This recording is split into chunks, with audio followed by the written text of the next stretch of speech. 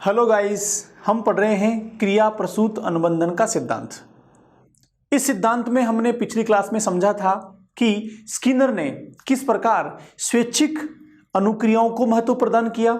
स्वैच्छिक अनुक्रियाओं के द्वारा सीखने का सिद्धांत उन्होंने दिया और इस सिद्धांत के तहत हमने ये देखा कि व्यक्ति जब स्वैच्छिक अनुक्रियाएं करता है, इन स्वैच्छिक अनुक्रियाओं में जो अनुक्रिया उसके अनुसार वांछित होती हैं, जिसका परिणाम उसको सफलता देता है, जिसका परिणाम उसके अनुकूल होता है, उससे उसको पुनर्बलन मिलता है और वह बार बार करते हुए उसको सीखता है। इस प्रकार स्किनर ने थॉर्नडाइक का जो उद्दीपक अनुक्रिया सिद्धांत था, जो स्टिमुलस रेस्पॉन्स SR थ्योरी थी, उसको बदलकर CR थ्योरी कर दिया था। उसको उन्होंने SR थ्योरी को RS थ्योरी में कन्वर्ट कर दिया था, रेस्पॉन्स स्टिमुलस थ्योरी में कन्वर्ट कर दिया था, अनुक्रिया उद्दीपक सिद्धांत में कन्वर्ट कर दिया था। तो दोस्तों, अनुक्रिया उद्दीपक सिद्धांत में हमने क्या जाना कि पुनर्बलन एक महत्वपूर्ण कारक होता है, महत्वपूर्ण फैक्टर होता है जो अनुक्रियाओं को आगे बढ़ाता है या फिर वांछित अनुक्रियाओं को अपने अनुसार वांछित अनुक्रियाएं अपने अनुसार घटित होने की संभावना को बढ़ा देता है, वह पुनर्बलन होता है। दोस्तों, पुनर्बलन के प्रकार को हमने जाना। पुनर्बलन के साथ साथ क्रिया प्रसूत अनुबंधन को प्रभावित करने वाले कारकों को भी हमने जाना। दोस्तों, आज की क्लास में हम जानेंगे कि स्किनर ने इस प्रयोग के साथ, जब हमने देखा था कि 1938 में 1938 में उसने चूहों के साथ प्रयोग किए थे, 1942 में कबूतरों के साथ प्रयोग किए थे। तो जब कबूतरों के साथ प्रयोग किया 1942 में, इन कबूतरों पर किए गए प्रयोगों के द्वारा स्किनर ने शिक्षा के क्षेत्र में एक महत्वपूर्ण योगदान दिया। और दोस्तों, वह योगदान क्या था? वह योगदान था अभिक्रमित अनुदेशन का, प्रोग्राम्ड लर्निंग का। तो प्रोग्राम लर्निंग क्या है, अभिक्रमित अनुदेशन क्या है, कितने प्रकार का होता है, और स्किनर ने कैसे इसकी व्याख्या करते हुए शिक्षा के क्षेत्र में एक महत्वपूर्ण संप्रत्यय को हमें दिया, जो सीखने सिखाने में आज बहुत महत्वपूर्ण भूमिका निभाता है। तो समझते हैं स्किनर के द्वारा प्रतिपादित अभिक्रमित अनुदेशन को। दोस्तों, अभिक्रमित अनुदेशन में हम पहले जानेंगे कि असल में होता क्या है अभिक्रमित अनुदेशन। जब अभिक्रमित अनुदेशन को हम समझ जाएंगे तो हम इसके कॉन्सेप्ट को भी जान पाएंगे। यहां पर एक वर्ड है अनुदेशन, इसको इंग्लिश में कहते हैं इंस्ट्रक्शन। अभिक्रमित हो गया प्रोग्राम्ड, अभिक्रमित हो गया दोस्तों प्रोग्राम्ड, और अनुदेशन हो गया इंस्ट्रक्शन। इंस्ट्रक्शन। तो अब यहां पर हम पहले समझते हैं इंस्ट्रक्शन क्या होता है, उसके बाद जानेंगे अभिक्रमित अनुदेशन को।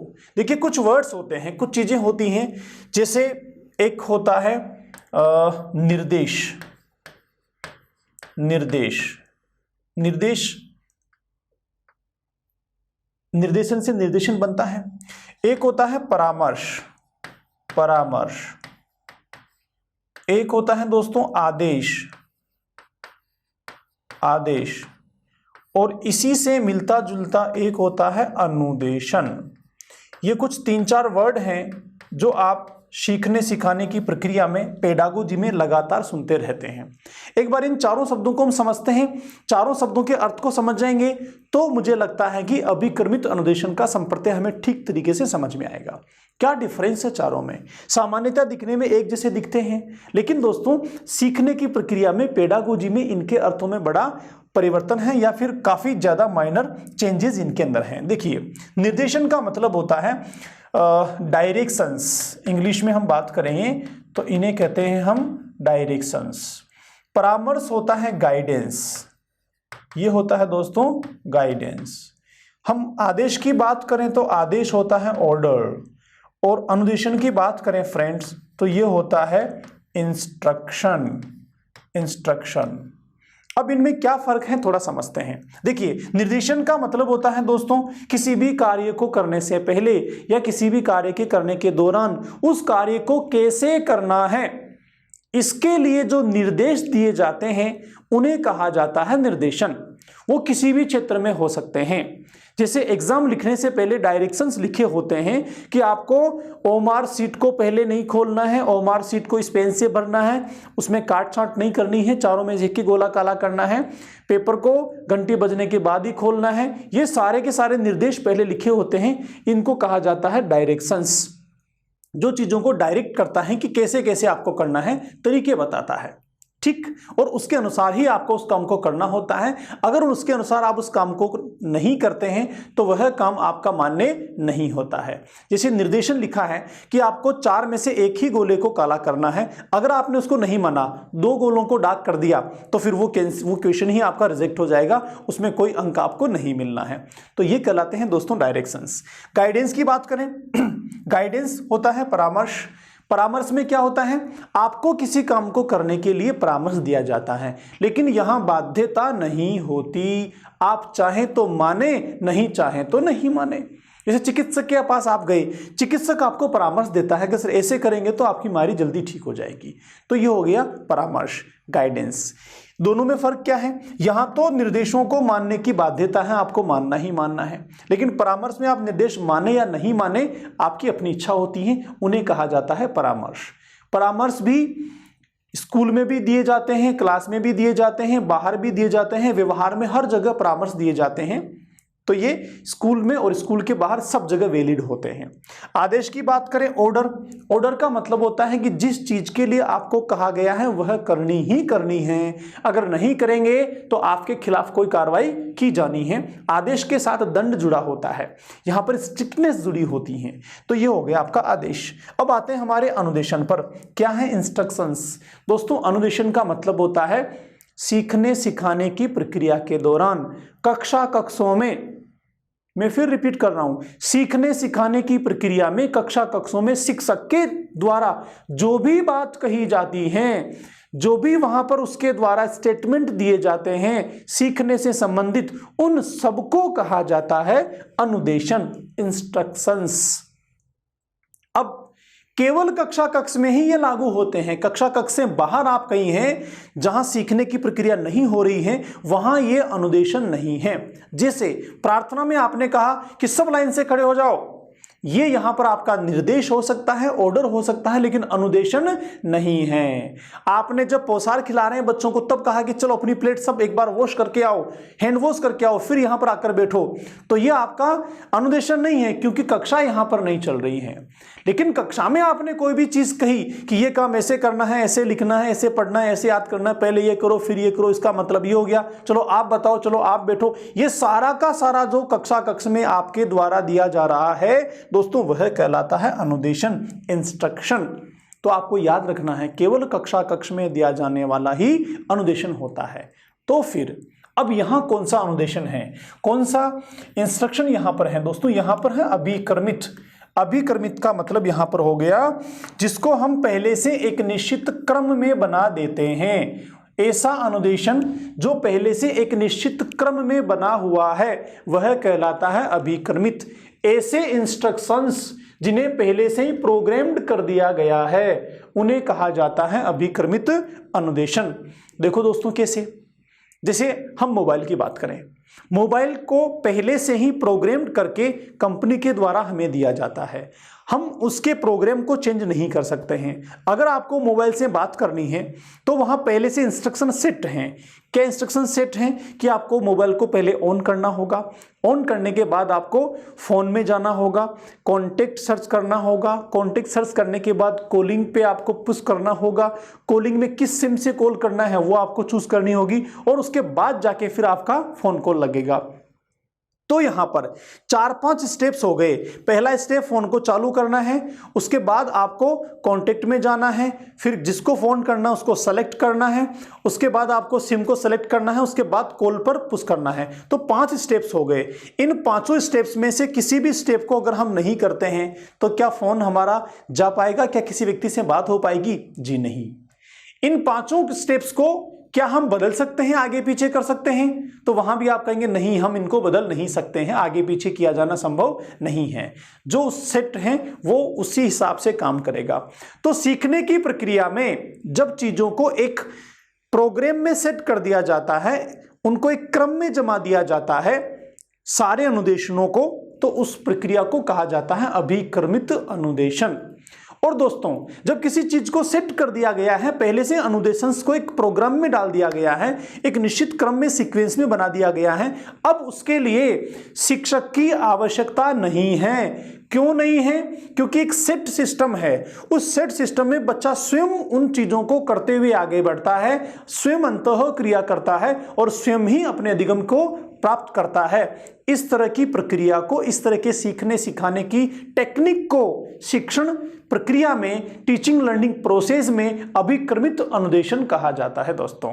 और यह किसकी देन है? स्किनर की देन है। स्किनर ने ही शिक्षा जगत में सबसे पहले प्रोग्राम्ड लर्निंग, प्रोग्राम्ड इंस्ट्रक्शन, अभिक्रमित अनुदेशन का कंसेप्ट दिया था दोस्तों। तो देखते हैं एक बार फिर से। कबूतरों के प्रयोग द्वारा स्किनर ने शिक्षा के क्षेत्र में सर्वप्रथम, सबसे पहले अभिक्रमित अनुदेशन का प्रतिपादन किया। आपसे पूछा जाए कि अभिक्रमित अनुदेशन किसने दिया? आंसर क्या होगा? स्किनर ने दिया। किस पर प्रयोग करने के बाद दिया? कबूतरों पर। कब? 1943 में। क्या है अभिक्रमित अनुदेशन? एक बार फिर से समझते हैं। यह एक ऐसी व्यवस्था है जिसमें कोई भी बालक शिक्षक की सहायता के बिना विषय वस्तु के साथ अंतः क्रिया करते हुए स्वयं अधिगम करता है। अंतः क्रिया किस किस के बीच हो रही है? विषय वस्तु और बालक के बीच। शिक्षक यहां पर नहीं है, शिक्षक यहां पर नहीं है। शिक्षक का काम क्या कर रहा है? शिक्षक का काम ये जो पहले से सेट किया हुआ प्रोग्राम है ये कर रहा है। एक ऐसी व्यवस्था है जिसमें शिक्षक की आवश्यकता नहीं होती, बालक स्वयं सीखता है। इसे कहा जाता है प्रोग्राम्ड लर्निंग। मोबाइल जब आपको मिला तो कोई कंपनी वाला आपको सिखाता है कि ऐसे ऐसे चलाना है, आप खुद करते करते सीख जाते हैं, पहले से सेट होता है। आपने टेलीविजन शुरू किया, आपने कई सारी मशीनों के साथ में काम किया, तो कई जगह जहां आप खुद करके सीख जाते हैं। इस तरह के चीजों को कहा जाता है प्रोग्राम्ड लर्निंग। अब दोस्तों, प्रोग्राम्ड इंस्ट्रक्शन जो होता है, अभिक्रमित अनुदेशन जो होता है, ये 3-4 तरीके के होते हैं। हम आज मुख्य 3 के बारे में बात करेंगे। पहला है रेखीय अभिक्रमित अनुदेशन।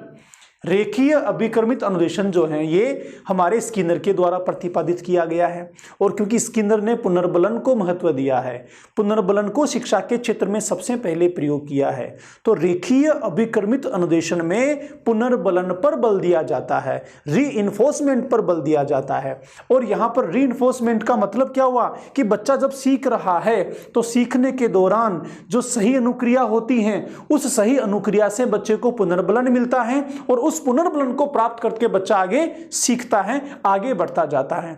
इस तरह के अभिक्रमित अनुदेशन को कहा जाता है रेखीय अभिक्रमित अनुदेशन। यहां पर आपको 3-4 बातें याद रखनी है। पहली बात क्या? ये अनुदेशन किसने दिया? तो आपका आंसर होगा स्किनर ने दिया। ये कई बार पूछा गया क्वेश्चन है। स्किनर ने किस पर बल दिया है? रीइंफोर्समेंट पर बल दिया है, पुनर्बलन पर बल दिया है। इसमें होता क्या है? इस अनुदेशन में कोई भी बालक पूर्व ज्ञान से नवीन ज्ञान की ओर बढ़ते हुए सकारात्मक एवं नकारात्मक पुनर्बलन की प्राप्ति करता है एवं अनुक्रियाओं के द्वारा स्वयं अधिगम करता है। पूर्व ज्ञान से नवीन ज्ञान का मतलब क्या हो गया? कुछ नॉलेज जो बच्चे में पहले होती हैं, उस नॉलेज के आधार पर वो आगे बढ़ता है। जब आगे बढ़ता है तो विभिन्न अनुक्रियाएं करता है। विभिन्न अनुक्रियाओं करने के दौरान दोनों तरह के अनुभव उसको मिलते हैं। किस किस तरह के? सकारात्मक भी और नकारात्मक भी। जो अनुक्रियाएं गलत होती हैं वो नकारात्मक पुनर्बलन प्रदान करती हैं, लेकिन जो अनुक्रियाएं सही होती हैं, वांछित होती हैं, वो सकारात्मक पुनर्बलन प्रदान करती हैं। इस प्रकार बालक स्वयं नकारात्मक और सकारात्मक पुनर्बलन प्राप्त करते हुए आगे बढ़ता है और पूर्व ज्ञान के माध्यम से नवीन ज्ञान की ओर आगे बढ़ते हुए स्वयं अधिगम को प्राप्त करता है, खुद के साथ अंतः क्रियाएं करता है। यहाँ शिक्षक की आवश्यकता नहीं होती। ऐसे अधिगम को कहा जाता है रेखीय अभिक्रमित अनुदेशन। किसने प्रतिपादित किया? स्किनर ने प्रतिपादित किया। किस पर बल दे रहे हैं? पुनर्बलन पर यहां पर बल दे रहे हैं दोस्तों। चलिए चलते हैं अगले अनुदेशन की ओर। साथियों, हमारा अगला अनुदेशन है शाखीय अभिक्रमित अनुदेशन। शाखीय अभिक्रमित अनुदेशन दिया है क्राउडर ने। किसने दिया है? क्राउडर ने। और ये किस पर बल देता है? निदान और उपचार पर बल देता है। देखो, 2 शब्द हैं, निदान और उपचार, डायग्नोस और रिमेडी। डायग्नोस होता है निदान और उसकी रिमेडी करना होता है उपचार। सीखने सिखाने की प्रक्रिया में दो चीज़ें होती हैं। पहली, समस्या का पता लगाना, कहाँ समस्या है, कहाँ बाधाएं हैं, कहाँ परेशानी आ रही है, इसका पता लगाना। दूसरा, इनको दूर करना। दोनों चीज़ें साथ में चलती हैं। पहले पता लगाया जाता है, फिर उनको दूर किया जाता है। तो सीखने की प्रक्रिया में जहाँ समस्याओं का पता लगाया जाता है, बाधाओं का पता लगाया जाता है, रुकावटों का पता लगाया जाता है, उसे कहा जाता है निदान। और उन रुकावटों का, बाधाओं का, परेशानियों का, कठिनाइयों का पता लगाने के बाद उनका उपचार कर दिया जाता है, उनको दूर कर दिया जाता है, उसे कहा जाता है उपचार। तो निदान और उपचार, डायग्नोस और रिमेडी साथ में चलती रहती हैं। एक शिक्षक तभी सफल शिक्षक होगा जब वो चीज़ों को डायग्नोस करेगा और उनको रिमेडी भी साथ में करता रहेगा। लेकिन यहाँ पर तो अभिक्रमित अनुदेशन है, यहाँ शिक्षक की आवश्यकता ही नहीं है। यहाँ पर क्या है, ऐसा अनुदेशन जो खुद ही प्रक्रिया के दौरान बच्चे के द्वारा ये पता लगाया जाता है कि मुझे कहाँ समस्या आ रही है। उन समस्याओं का बच्चा पता लगाता है और पता लगाकर खुद ही उनका समाधान कर लेता है और सीखते हुए आगे बढ़ जाता है। इस तरह का अभिक्रमित अनुदेशन कहलाता है साखीय अभिक्रमित अनुदेशन। किसने दिया? क्राउडर ने दिया। किस पर बल देता है? निदान और उपचार पर बल देता है। एक बार फिर से समझते हैं। इसमें निदान व उपचार पर बल दिया जाता है। निदान क्या है? किसी भी समस्या को जानना निदान है। समस्या को जानना निदान है और समस्या को दूर करना उपचार कहलाता है। दो चीजें हैं, एक तो समस्या को दूर करना, दूसरा समस्या को जानना, पहचानना, पता लगाना। कोई भी बालक अनुचित अनुक्रियाओं के कारणों को जानते हुए उचित समाधान की प्राप्ति करता है। अनुचित अनुक्रिया का मतलब क्या हो गया? गलत अनुक्रिया, वह काम जिससे उसको सीखना नहीं हो पाया, जो वांछित परिणाम नहीं हो पाया, वह है अनुचित अनुक्रिया। उसका पता लगा दिया, अब उसको नहीं करेगा तो आगे चल के क्या होगा? उचित समाधान भी वह सीख लेगा। देखो कैसे, जैसे बच्चा किसी सवाल को गणित में खुद हल कर रहा है, हल करने के दौरान उसने क्या देखा? जिस तरीके से उसने हल किया उस तरीके से आंसर नहीं आया, तो बच्चे ने क्या जान लिया कि यह तरीका ठीक नहीं है, इस तरीके से आंसर नहीं आएगा। तो यह तरीका क्या हो गई? अनुचित अनुक्रिया हो गई।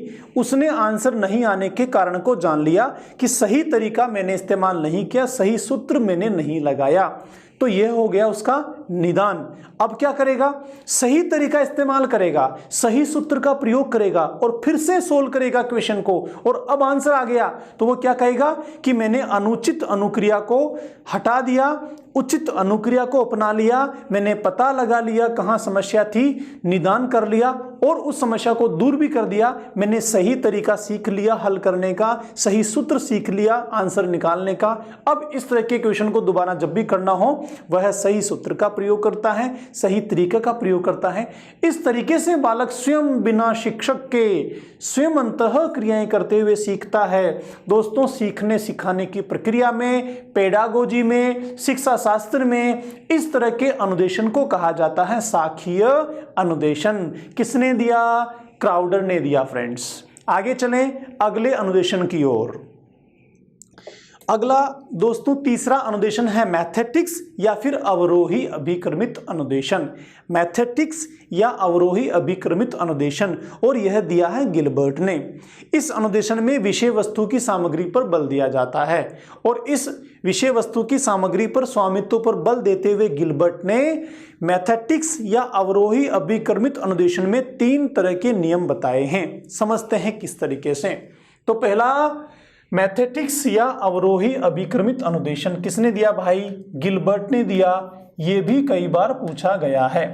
किस पर बल दे रहे हैं? विषय वस्तु के स्वामित्व पर। मतलब यहां कंटेंट के साथ, कंटेंट को सिस्टमेटिक बांटकर विषय वस्तु के साथ गतिविधि करके विषय वस्तु को एक क्रम में जमा कर विषय वस्तु के साथ ही अनुदेशन को सेट करके सिखाया जाता है। बच्चा स्वयं सीखता है, इसे कहते हैं विषय वस्तु के स्वामित्व पर बल देते हुए बच्चे के द्वारा स्वयं सीखना। देखो यहां पर 3 नियम कौन कौन से हैं?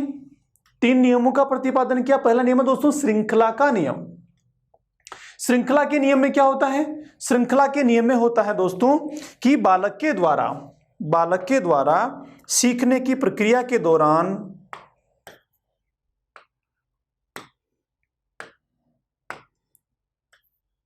बालक के द्वारा सीखने की प्रक्रिया के दौरान विभिन्न उद्दीपकों को जब एक श्रृंखला में जमा दिया जाता है या विभिन्न उद्दीपकों को जब एक ही अनुक्रिया के द्वारा श्रृंखला में जमा दिया जाता है तो वह कहलाता है श्रृंखला का नियम। देखो कैसे विभिन्न उद्दीपकों को एक श्रृंखला में जोड़कर प्रस्तुत किया जाता है, उसे कहते हैं उद्दीपक, उसे कहते हैं श्रृंखला का नियम। जैसे 1 2 3 4, यहां पर क्या है, ये 1 2 3 4 अलग अलग अंक है लेकिन एक निश्चित श्रृंखला में इनको जमा दिया गया है।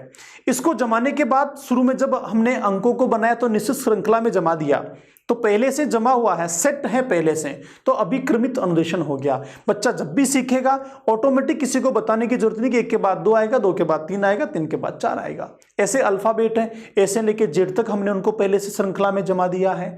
वर्णमाला में कैसे लेके ज्ञानी तक है, ये सारे के सारे पहले से अभिक्रमित हैं, पहले से जमे हुए हैं। इस तरह के नियम को कहते हैं श्रृंखला का नियम। दूसरा है दोस्तों सामान्यीकरण का नियम। सामान्यीकरण का नियम क्या कहता है, जब विभिन्न अलग अलग उद्दीपकों के लिए एक ही अनुक्रिया दी जाती है उसे कहा जाता है सामान्यीकरण का नियम। मतलब कई चीजों को जब एक चीज के साथ जोड़ दिया जाता है, जैसे हम कहें कि भिंडी, मिर्ची, टमाटर, आलू, ये सब क्या है, सब्जियां हैं, तो हमने इन सबको सामान्यीकरण कर दिया। बनाना, ऑरेंज, एप्पल, ये सब क्या है, ये सारे फ्रूट्स हैं। पेन, पेंसिल, कॉपी, किताब, ये सब क्या है, स्टेशनरी हैं।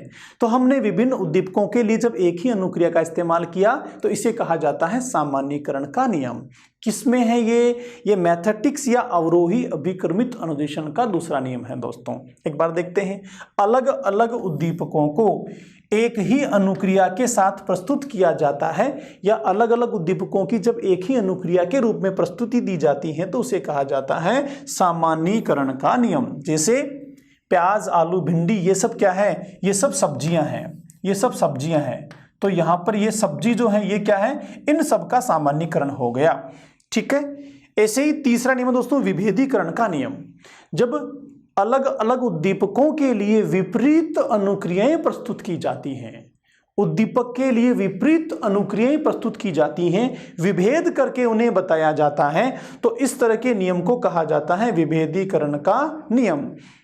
जैसे छोटे का बड़ा, काले का सफेद, दिन का रात, सुबह का शाम, तो यहां पर क्या हो रहा है, उद्दीपक की विपरीत अनुक्रिया को प्रस्तुत किया जा रहा है। प्रत्येक उद्दीपक के लिए विपरीत अनुक्रिया प्रस्तुत की जाए, जैसे दिन से रात, सुबह से शाम।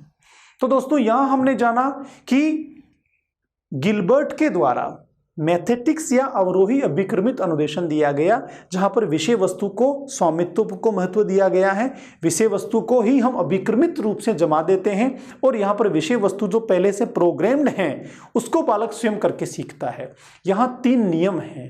पहला कौन सा दोस्तों, श्रृंखला का नियम, दूसरा सामान्यीकरण का नियम, तीसरा विभेदीकरण का नियम। तो इस प्रकार से ये तीनों अभिक्रमित अनुदेशन हो गए। अब दोस्तों आगे चलते हैं। स्किनर ने इस सीखने के सिद्धांत के साथ अनुक्रियाएं जो होती हैं, व्यवहार जो व्यक्ति का होता है, इसे 2 प्रकार का व्यवहार बताया है। दोस्तों कौन सा, जब हमने क्लास शुरू की थी तब भी मैंने डिस्कशन किया था आपके साथ, तब मैंने कहा था कि व्यक्ति के द्वारा जो क्रियाएं होती हैं वो 2 तरीके की होती हैं। पहली स्वेच्छा से होती हैं, दूसरी किसी उद्दीपक के कारण होती हैं।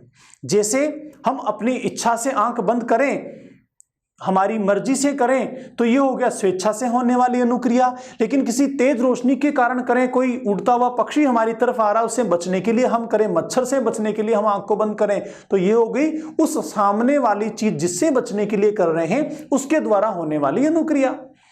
तो इस तरीके से इन दोनों ही अनुक्रियाओं को स्किनर ने अलग अलग नाम दिया है दोस्तों। पहली अनुक्रिया को उन्होंने कहा है अनुक्रिया व्यवहार, पहले व्यवहार को उन्होंने कहा है अनुक्रिया व्यवहार और दूसरे व्यवहार को कहा उन्होंने प्रसूत व्यवहार। हमारे द्वारा होने वाली सभी अनुक्रियाएं, सभी व्यवहार 2 तरीके से उन्होंने विभाजित कर दिए हैं। पहला कौन सा, अनुक्रिया व्यवहार, दूसरा कौन सा, प्रसूत व्यवहार। आप याद करो, प्रसूत शब्द हमने पहले भी जाना है। प्रसूत का मतलब ऑपरेंट, ऑपरेंट का मतलब जो स्वेच्छा से होता है, जिसके लिए हम बाधित नहीं होते हैं, जो किसी उद्दीपक के कारण नहीं होता है। तो बहुत सिंपल सी बात, ऐसा व्यवहार जो किसी उद्दीपक के कारण होता है कैसा व्यवहार? जो किसी उद्दीपक के कारण होता है, ऐसे व्यवहार को कहा जाता है भाई अनुक्रिया व्यवहार। उसको कहा जाता है एलिसिटेड बिहेवियर। कौन सा? एलिसिटेड बिहेवियर, अनुक्रिया व्यवहार, पहला। दूसरा कौन सा?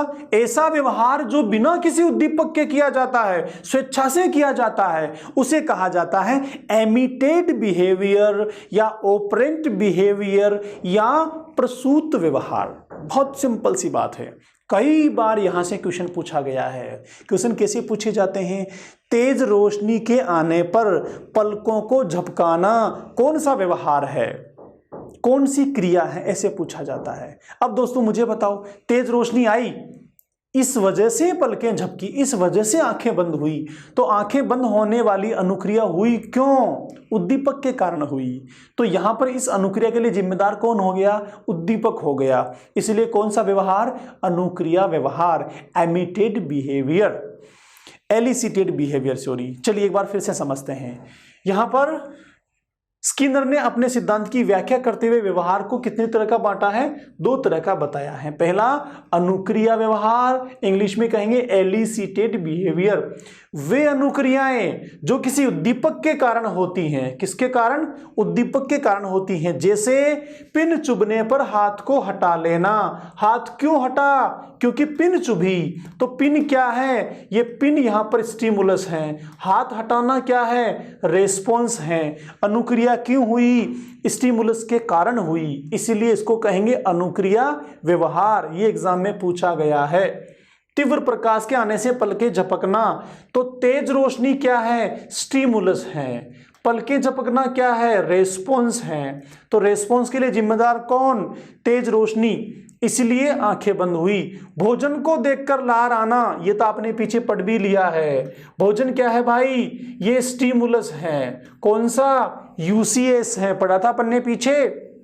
ये स्टिमुलस है, और इसको देखकर लार आना क्या हो गई? ये रेस्पॉन्स हो गई। तो ऐसी समस्त अनुक्रियाएं जिनके लिए उद्दीपक जिम्मेदार होते हैं, उन्हें कहा जाता है अनुक्रिया व्यवहार। क्लियर? दूसरा होगा दोस्तों प्रसूत व्यवहार, एमिटेड या फिर ऑपरेंट बिहेवियर।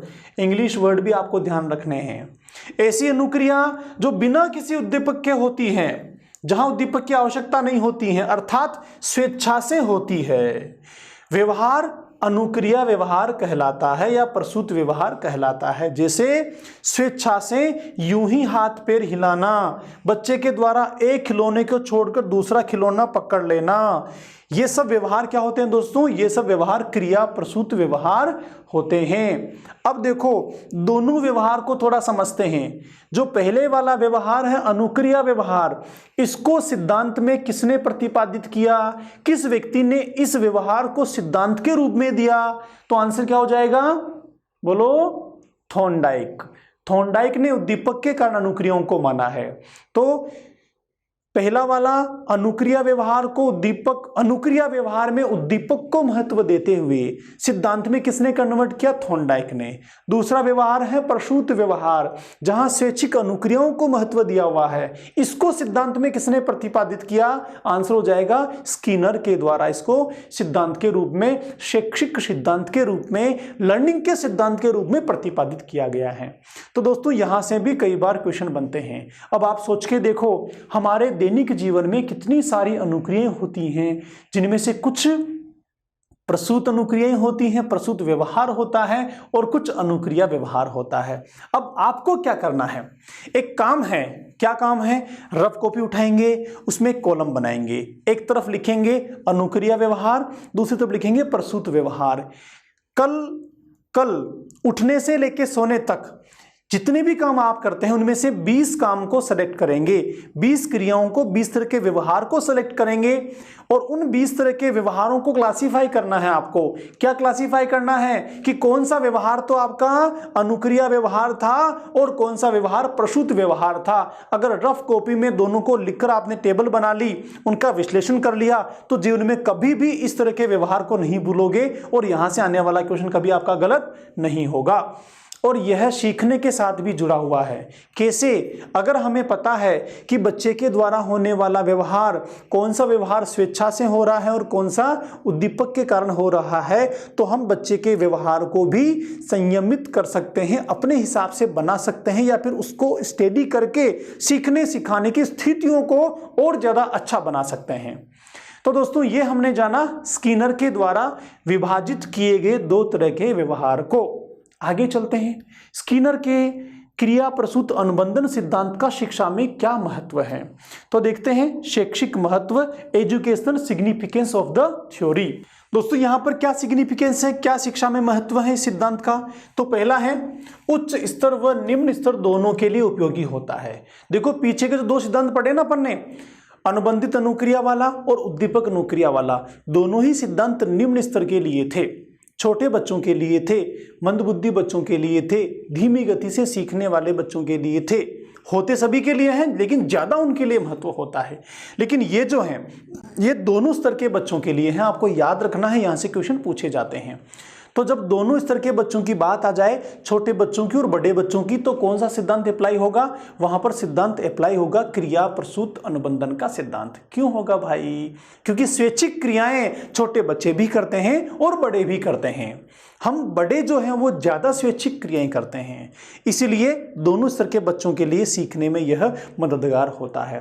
करके सीखने पर बल लर्निंग बाय डूइंग बहुत इंपॉर्टेंट हैं। सीखने के कई सारे मैनर होते हैं, कई सारे अप्रोचेज होती हैं दोस्तों। इन उपागमों में सबसे महत्वपूर्ण और सबसे अच्छा उपागम माना जाता है लर्निंग बाय डूइंग, करके सीखना।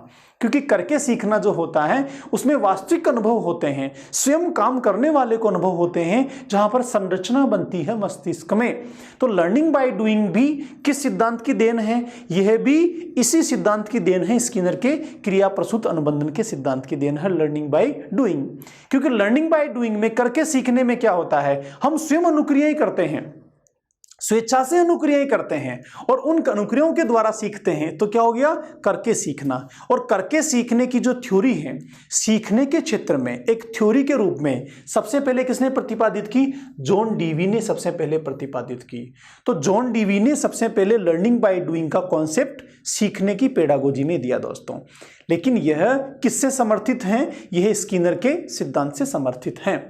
दंड के स्थान पर पुनर्बलन को महत्व दिया जाता है दोस्तों। दंड क्या है? दंड उद्दीपक होता है। डर से हम कोई काम करते हैं तो पनिशमेंट नहीं दिया जाना चाहिए, इसके बजाय क्या दिया जाए? पुनर्बलन दिया जाना चाहिए। हमेशा याद रखो, हमने पीछे भी बात की थी जब हम संवेग पढ़ रहे थे, जब हम मैकडूगल को पढ़ रहे थे, तब भी मैंने आपको कहा था कि सजा जो होती है, दंड जो होता है, भय जो होता है, वो अनुशासनहीनता बनाता है। जबकि अब तक शिक्षा जगत में मानना क्या था कि भय से अनुशासन बनता है, लेकिन मनोविज्ञान उल्टा कहता है। मनोविज्ञान कहता है भय से अनुशासनहीनता आती है, भय से कभी अनुशासन नहीं बनता है। तो बच्चों का अगर अनुशासन बनाना है, बच्चों में सेल्फ डिसिप्लिन आपको क्रिएट करना है, सही मायने में अनुशासित करना है, तो भय के बजाय किसका प्रयोग करना है दोस्तों? आज के बाद पुनर्बलन का प्रयोग करना है, रीइंफोर्समेंट का प्रयोग करना है।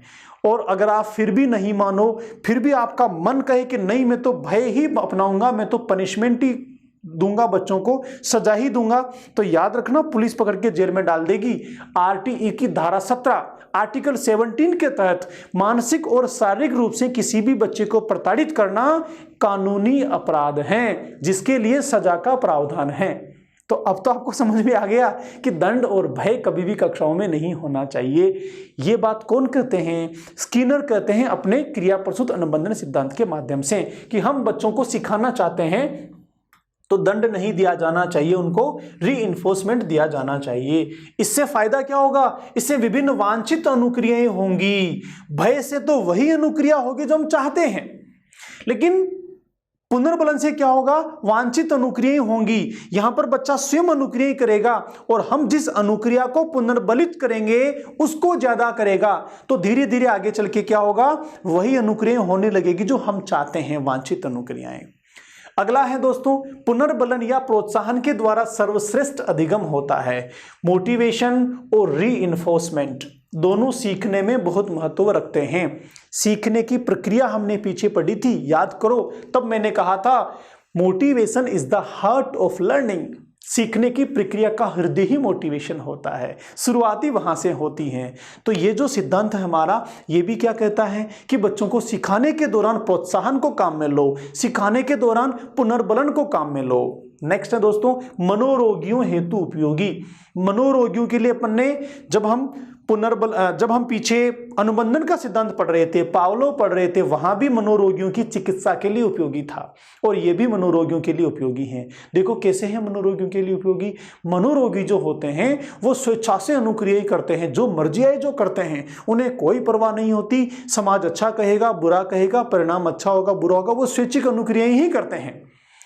तो उनकी स्वैच्छिक अनुक्रियाओं को अगर हम सिस्टमेटिक करवा सकते हैं, स्वैच्छिक अनुक्रियाओं को वांछित अनुक्रियाओं में कन्वर्ट कर सकते हैं, तो मनोरोगी उस बीमारी से निजात पा सकते हैं, या हम उनको काफी हद तक सही व्यवहार के लिए प्रेरित कर सकते हैं। इसीलिए मनोरोगियों से भी वांछित अनुक्रियाएं करवाकर हम इस समस्या को दूर कर सकते हैं। इसलिए मनोरोगियों हेतु भी यह सिद्धांत उपयोगी होता है।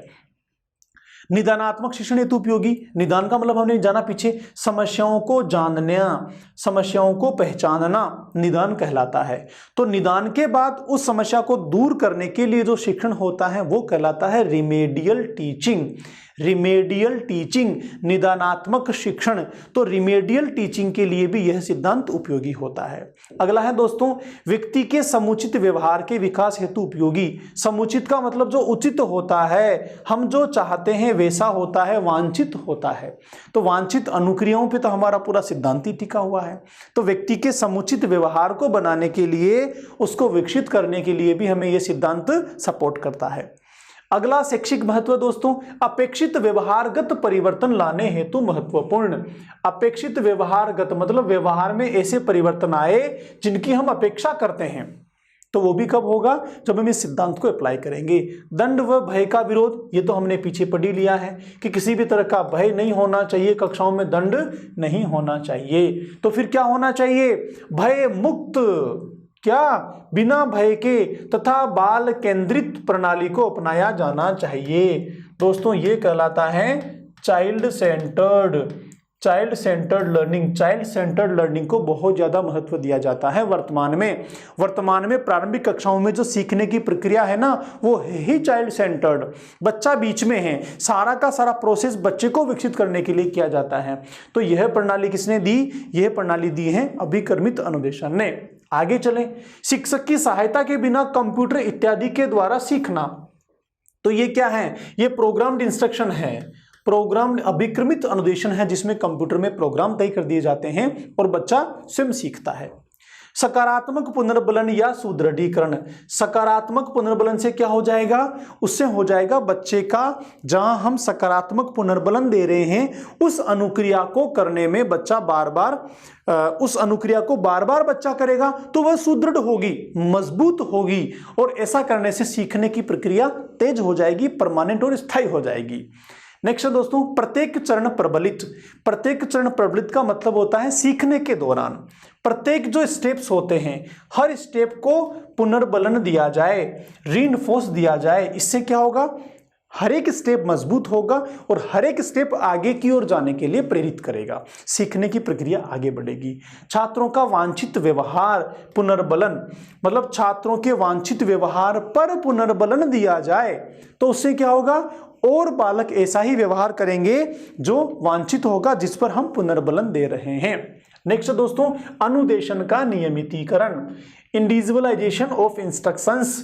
अनुदेशन मैंने पीछे आपको समझाया, उनका नियमितीकरण करने के लिए क्या होता है, प्रोग्राम्ड लर्निंग होती हैं, अभिक्रमित अनुदेशन होते हैं, उसके अलावा शिक्षण मशीनें होती हैं, उसके अलावा CAI होता है। CAI क्या है, CAI होता है दोस्तों कंप्यूटर एडेड इंस्ट्रक्शंस।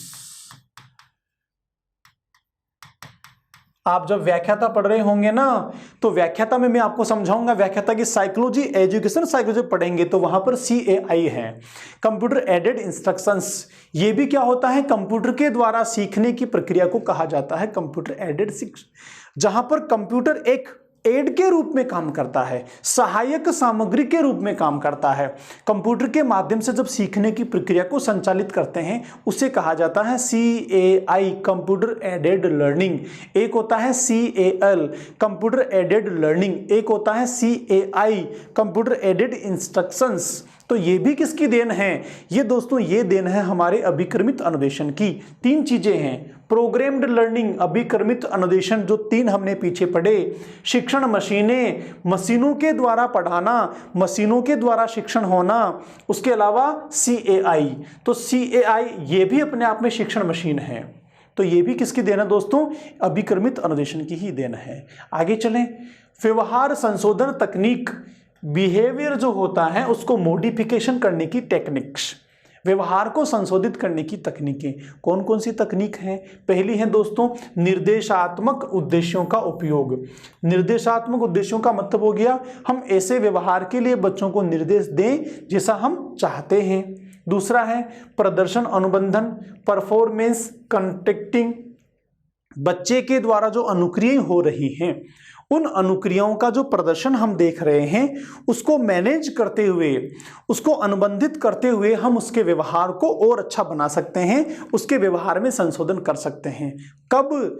जब बच्चा स्वतंत्र रूप से, स्वैच्छिक रूप से अनुक्रियाएं करेगा, प्रदर्शन करेगा, तभी तो हम आइडेंटिफाई करेंगे कि बेटा ये वाली अनुक्रिया ठीक नहीं है, ये नहीं करनी, इसकी बजाय ये वाली अनुक्रिया करनी है। जब आप खेल देखते हैं बच्चों का, स्वतंत्र रूप से खेल देखते हैं, बच्चे खेलते रहते हैं, तब आप उनका चुपचाप अवलोकन करते हैं और अवलोकन करने के दौरान आप देखते हैं कि हाँ ये बच्चा बहुत बढ़िया, इसको टीम के लिए सिलेक्ट कर लिया जाए। तो ये सब क्या है? ये प्रदर्शन के दौरान अनुबंधन होता है। इससे क्या हो रहा है? व्यवहार में संशोधन हो रहा है। उसके अलावा शिक्षक प्रभावी प्रशिक्षण, teachers affective training, TET, teachers की जो ट्रेनिंग होती है वहाँ पर आप देखते होंगे कि हमारे पाठ लेसन प्लान्स होते हैं, वहाँ पर स्कूल्स में जाके पढ़ाना होता है बच्चों को टीचर्स के माध्यम से। तो ये सब क्या होता है? इन सब में भी अनुक्रियाएं की जाती हैं। इन अनुक्रियाओं के द्वारा पढ़ाने के तरीकों को ठीक किया जाता है और इस तरह के प्रशिक्षण में भी मदद मिलती है। तो ये जो TET है, शिक्षक प्रभावी प्रशिक्षण है, ये भी किसकी देन है? अभिक्रमित अनुदेशन सिद्धांत से इस चीज को डेवलप किया गया है। प्रदर्शन अनुबंधन भी किसकी देन है? अभिक्रमित अनुदेशन सिद्धांत से ही इसको डेवलप किया गया है। निर्देशात्मक उद्देश्यों का उपयोग भी इसी से जुड़ा हुआ है और इन तीनों के माध्यम से हम किसी भी बालक के, व्यक्ति के व्यवहार का संशोधन करते हैं। तो दोस्तों ये भी शैक्षिक महत्व हो गया अभिक्रमित अनुदेशन का। इस प्रकार हमने देखा कि कई सारी चीजें हैं, कई सारे कंटेंट हैं, कई सारे तरीके हैं, कई सारे अनुदेशन हैं, कई सारी टेक्निक्स हैं, कई सारे मेथड्स हैं और सबसे ज्यादा पुनर्बलन को महत्व प्रदान करने का काम किया है अभिक्रमित अनुदेशन ने। तो ये सारी की सारी चीजें आपको सीखने की प्रक्रिया के दौरान बच्चों के साथ अप्लाई करनी है। अगर ऐसा किया जाता है तो फिर कहीं ना कहीं हमने अभिक्रमित अनुदेशन को समझ लिया है। मूल बात यहाँ पर क्या है दोस्तों? मूल बात ये है कि सीखने की प्रक्रिया में रेस्पॉन्सेस को प्राथमिकता दी गई है, बच्चों के स्वयं के द्वारा की जाने वाली क्रियाओं को प्राथमिकता दी गई है। बच्चे स्वयं अनुक्रिया करते हुए सीखें और इससे जुड़े हुए सारे संप्रतियों को कक्षों में हम काम लें। अगर ऐसा करते हैं तो यह स्किनर के द्वारा प्रतिपादित सिद्धांत का शैक्षिक महत्व हमारे दैनिक जीवन में अप्लाई हो जाएगा दोस्तों। तो आज हमने चर्चा की स्किनर के शैक्षिक महत्व तथा अभिक्रमित अनुदेशनों के बारे में तथा स्किनर के द्वारा दो तरह के व्यवहारों के बारे में। एक बार फिर से रिवीजन करते हैं फटाफट। हमने सबसे पहले आज की क्लास में जाना कि अभिक्रमित अनुदेशन क्या होता है, कितने प्रकार का होता है, किस किसने दिया। उसके बाद हमने जाना कि दो तरह का व्यवहार होता है जो स्किनर ने अपने सिद्धांत के द्वारा प्रतिपादित किया। एक व्यवहार जो उद्दीपक के कारण होता है, एक व्यवहार जो स्वेच्छा से होता है। उसके बाद हमने जाना कि यह सिद्धांत शिक्षा के क्षेत्र में कैसे फायदा पहुंचाता है, क्या शिक्षा के क्षेत्र में इसका महत्व है, कैसे एप्लीकेशन होता है यह शिक्षा के क्षेत्र में। इन सारे बिंदु पे हमने आज डिस्कशन किया दोस्तों। तो इसी के साथ हम आज की क्लास को बाइंड अप करते हैं। मिलते हैं अगली क्लास में, तब तक के लिए नमस्कार।